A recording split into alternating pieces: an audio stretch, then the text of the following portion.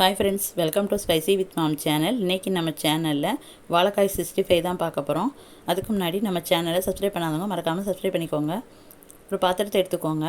அதில் மசாலாலாம் சேர்த்துக்கலாம். காரத்துக்கு 1 ஸ்பூன் மிளகாய்த்தூள்,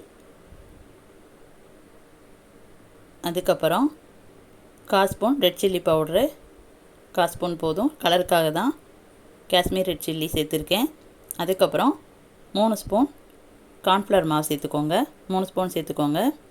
நான் 2 வாழைக்காய்க்குள்ள அளவுகள் தான் சேர்த்துருக்கேன். நீங்கள் வாழைக்காய் கூட சேர்த்திங்கன்னா அதுக்கு தகுந்த மாதிரி சேர்த்துக்கோங்க. 3 ஸ்பூன் கார்ன்ஃப்ளவர் மாவு சேர்த்துட்டு 2 ஸ்பூன் பச்சரிசி மாவு சேர்த்துக்கிறேன். அதுக்கப்புறம் 1 ஸ்பூன் மைதா மாவு, 1 ஸ்பூன் மைதா சேர்த்துக்குவோம். சேர்த்துட்டு 1 ஸ்பூன் இஞ்சி பூண்டு பேஸ்ட் சேர்த்துக்கலாம். அதுக்கப்புறம் கொஞ்சம் உப்பு சேர்த்துக்கலாம். கொஞ்சம் உப்பு சேர்த்துட்டு இப்போ நான் 2 வாழைக்காய் எடுத்து நறுக்கி வச்சுருக்கேன் பாருங்கள். தண்ணிக்குள்ளே போட்டிருக்கேன் கருத்துறாமல் இருக்கிறக்காண்டி. இந்த மாதிரி ஷேப்பில் எடுத்துக்கோங்க. இந்த மாதிரி எடுத்து வச்சுட்டு இதையும் இப்போ எல்லாத்தையும் அதில் கலந்துக்கலாம். தண்ணியை வடிச்சிட்டு எல்லாத்தையும் அதில் சேர்த்துட்டு இப்போ எல்லா மசாலாவும் வாழைக்காயில் சேர்கிற மாதிரி நல்லா கலந்து விட்டு பிசைஞ்சுக்கோங்க. கொஞ்சம் ட்ரை ஆகும் போல் லைட்டாக தண்ணி ஊற்றிக்கலாம். இந்த மாதிரி எல்லாத்தையும் ஃபஸ்ட்டு கலந்துட்டு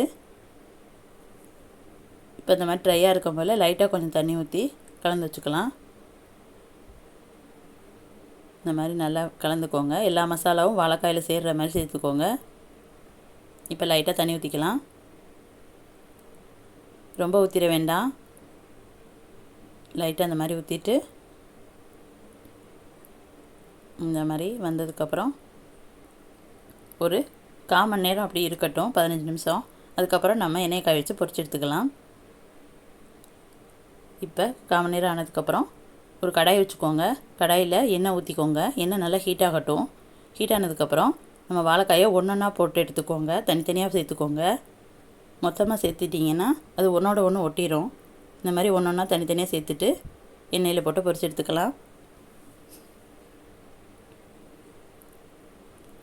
இந்த மாதிரி தனித்தனியாக சேர்த்துக்கோங்க.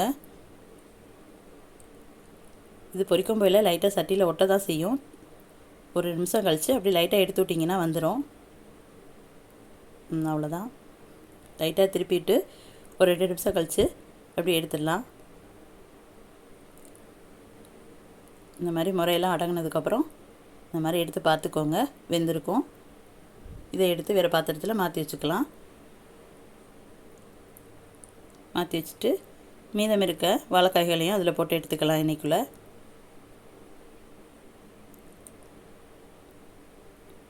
மீதம் இருக்க வாழைக்காயும் ஒன்றொன்னா இதே மாதிரி சேர்த்துக்குவோம். இந்த மாதிரி சேர்த்துக்கோங்க.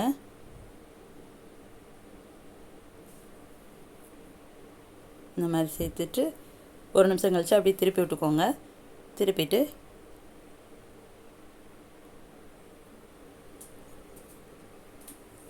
இந்த மாதிரி வந்ததுக்கப்புறம் எல்லாத்தையும் எடுத்துட்டு வேறு பாத்திரத்தில் மாற்றி வச்சுட்டு நல்லா மொறுன்னு ரெடி ஆயிடுச்சு வாழைக்காய் 65. இதை அப்படியே பாத்திரத்தில் மாற்றி வச்சுக்கலாம். இதே மாதிரி நீங்கள் செஞ்சு பாருங்கள். நல்லா மொறுன்னு வாழைக்காய் 65 ரெடி ஆயிடுச்சு. இந்த மாதிரி வந்துடும். பிடிச்சிருந்தா நீங்கள் செஞ்சு பாருங்கள்.